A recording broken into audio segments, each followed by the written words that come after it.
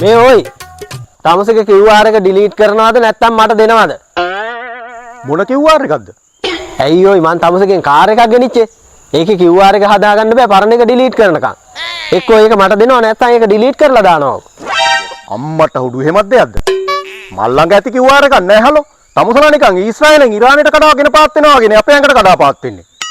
ඇයි බොල ඔල මොට්ට හොතඹුව. මම මේ කුරුණෑගල ඉඳන් කම්පහට පයින් ආවේ තෙල් ටිකක් ගහගන්න විදිහක් නැතුව. තද වෙන එක සාධාරණ නැද්ද? අනේ මේ කන කැස් බෑ ඔරංගොටෝ. උඹේ කේන්තියේ මට වැඩක් නැහැ. මල් ළඟ ඇති QR එකකුත් නැහැ. පළයා යන්න මෙතෙන් මගේ 10ට නොපෙනි. යන්න කොහේ යන්නද? පැණි පෙරේත ගස් ගැවලයා.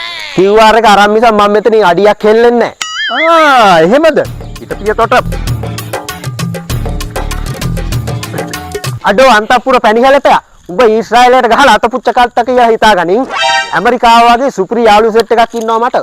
උනුත් එක්ක ඇවිල්ලා ගහලා ගන්න උඹට දැනගනි. ගහලා බලමුකෝ.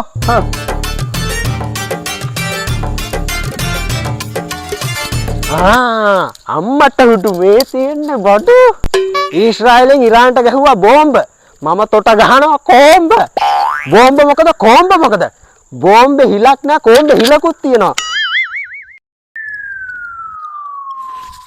මට හුදු අරු කොම්බ ගහනවා නේද?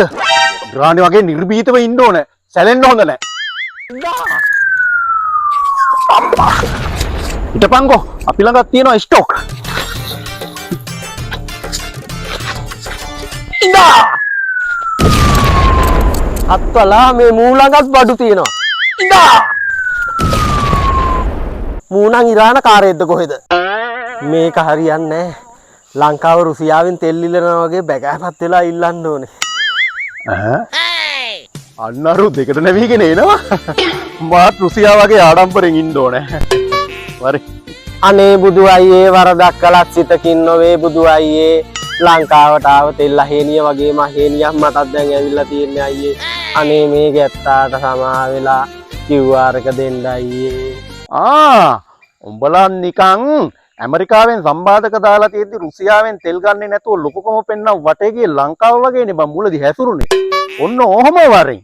මමත් රුසියාව වගේ පොරක් අනේ දැන්වත් QR එක දෙනවද මගේ දෙයියෝ? දෙන්නම්. ඇමරිකාව වගේ යාළුවෝ ඉන්නවා කිය ඊශ්‍රායලේ වගේ මරා ගන්න ඉන්නේ නැතුව මුලදිම සේප් එකේ යාවනම් අපි මේක දෙනවනේ මල්ලි.